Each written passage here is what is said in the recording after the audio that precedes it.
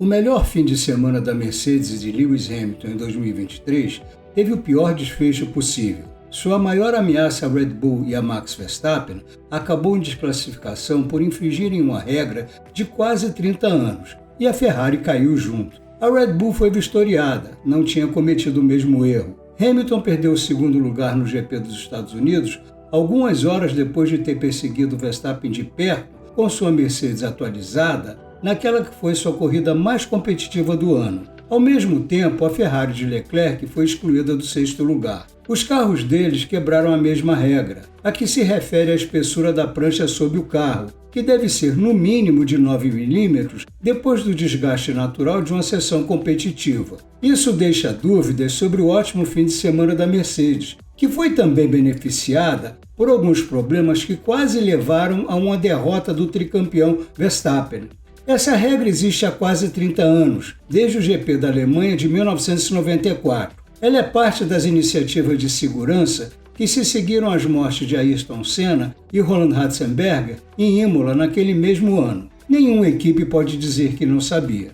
A primeira vítima dela foi Michael Schumacher, que perdeu a vitória no Grande Prêmio da Bélgica por desgaste excessivo da prancha de seu Benetton. Atualmente, as pranchas são examinadas nas bordas dos buracos em que são inseridos blocos de titânio que deslizam no asfalto. Essa regra tem causado controvérsias desde a introdução do efeito solo, no ano passado, já que se suspeita que os times têm usado blocos que se afundam no assoalho ou colocam material isolante entre a prancha e o corpo do assoalho. Por isso, essa regra sofreu alguns ajustes através de diretivas técnicas, e todas elas visam o mesmo alvo. As equipes querem abaixar os carros o máximo possível, especialmente com essas regras.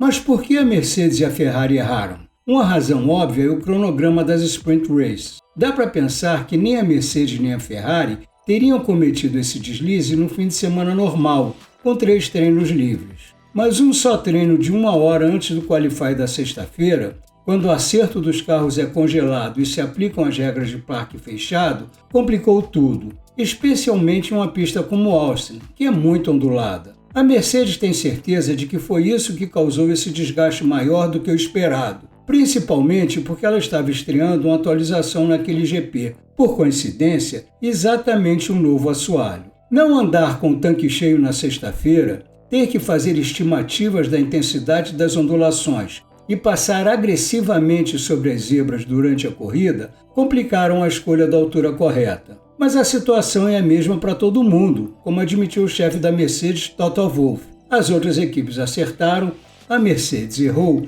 e não há escapatória. Os comissários ressaltaram em seus vereditos que a responsabilidade de se certificar que os carros estão dentro das regras cabe às equipes. Já houve ocasiões em que as equipes quebraram o parque fechado em fins de semana de sprint race, preocupadas com o desgaste da prancha, como fez a Alpine em Baku nesse ano. Quem faz essas mudanças tem que largar dos boxes. Hoje dá para dizer que a Ferrari e a Mercedes teriam preferido fazer isso. Mas sem saber o que aconteceria, elas comprometeram o resultado do domingo com as regulagens escolhidas na sexta-feira. A FIA checa a legalidade dos carros depois das corridas e publica uma lista de tudo que foi examinado. Nos Estados Unidos, essa lista tinha 4 páginas. É impraticável examinar todos os itens de todos os carros, por isso a FIA tem que adotar certos critérios. Por exemplo, todos os carros têm o peso checado, mas só a Red Bull de Sérgio Pérez, a McLaren de Lando Norris e a AlphaTauri de Yuki Tsunoda tiveram componentes aerodinâmicos, como as bordas dos assoalhos e as asas dianteiras e traseiras, examinados. Em Austin, só se verificou a prancha de 4 carros, os de Leclerc, Hamilton, Norris e Verstappen. Note-se que foi um carro de cada uma das maiores equipes. Normalmente essa escolha é aleatória, mas se a FIA quiser, pode pegar carros que estavam perto do limite nas corridas mais recentes. Nem sempre a prancha faz parte da lista de checagem. A última vez que ela foi examinada foi em Singapura, no Red Bull de Verstappen e no Aston Martin de Fernando Alonso. No Japão e no Catar, nenhum carro teve a prancha examinada, provavelmente porque a possibilidade de desgaste excessivo era mínima.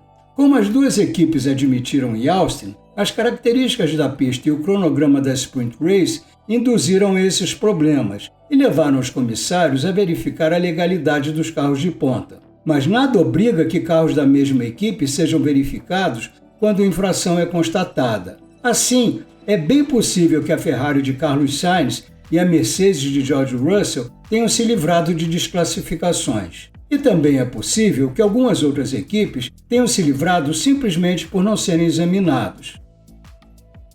Já que sempre há enorme atenção para o carro dominante da Red Bull e se questiona muito se as diretivas técnicas se destinam a prejudicar seu desempenho, pode-se imaginar por que 2 carros mais lentos estavam fora e o vencedor não estava. Não é que a Red Bull tenha sido perdoada por uma infração pela qual os outros foram punidos. Como já se disse, o carro de Verstappen foi examinado e estava correto. O RB19 sempre teve a possibilidade de andar mais baixo que os outros sem corcoviar, o chamado efeito porpoising, de que os outros carros sofrem. Isso vem da sofisticação de seu assoalho e de uma suspensão mais tolerante. Por outro lado, isso cria limitações de desgaste da prancha em algumas pistas. Carros menos sofisticados sofreram com porpoising bem antes de andarem baixos, a ponto do desgaste da prancha se tornar um problema. A Red Bull já estava atenta a isso há tempo. O desgaste da prancha foi uma das razões das dificuldades de Singapura. Também foi o motivo de Verstappen e Pérez desacelerarem na entrada do Eau Rouge em Spa. Era para evitar que a prancha raspasse no solo quando a suspensão fosse comprimida na parte em aclive da curva. Em alguns casos, como em Austin, os Red Bull não podem andar mais baixo que os outros. Lá, essa limitação do desgaste da prancha aflige a todos e até o RB19 tem que andar com mais altura. Isso diminui a eficiência aerodinâmica da Red Bull, que tem que usar uma asa traseira maior, igual a dos outros, e perde um pouco de sua vantagem, mas garante a legalidade, que é o mais importante. Mas é preciso considerar que o comprometimento da altura foi só uma das várias razões que permitiram a Hamilton terminar a corrida a apenas 2 segundos e 2 décimos de Verstappen. Ele tinha largado na terceira fila do grid porque sua melhor volta no Qualify foi anulada por ter passado dos limites de pista e teve de superar outros carros enquanto gerenciava os pneus em uma pista de alta degradação. Ainda teve dificuldades com os freios que elevaram a temperatura dos pneus. Durante sua subida para o primeiro lugar, Verstappen precisou preservar os pneus traseiros depois de abusar deles ultrapassando as Ferrari, mas sua maior preocupação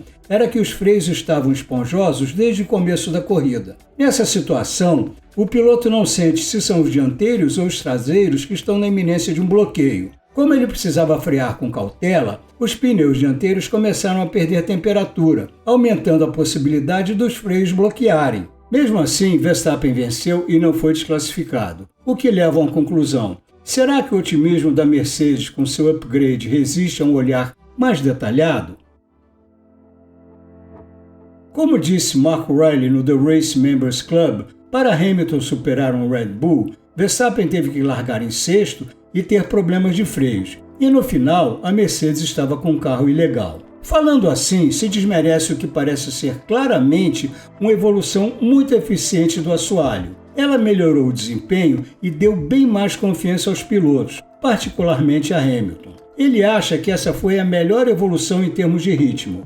Ele passou a confiar mais no carro e teve melhor desempenho do que antes. Ao longo desse e do último ano, ouviu-se Hamilton e Russell se queixarem de que não podiam fazer muito com um carro imprevisível, com o qual não se sentiam conectados. Em Austin foi diferente, mas agora muita gente, como se vê nos comentários do Members Club, pergunta se a atualização do assoalho tem a ver com a desclassificação e quanto o desempenho pode ter sido influenciado por andar com um carro tão baixo que o desgaste da prancha foi além do limite. É claro que o upgrade do assoalho tem a ver, já que ele afetou o modo que o efeito solo atua, mas na verdade não é uma mudança que possa gerar tanto ganho. A falta de tempo para adaptar o carro a essa atualização pode ter criado dificuldades, mas como a Ferrari, que não tinha nenhum upgrade nesse fim de semana, teve o mesmo problema, é bem mais provável que tenham sido outras as circunstâncias que prejudicaram a Mercedes. Já quanto ao novo assoalho ter melhorado o desempenho,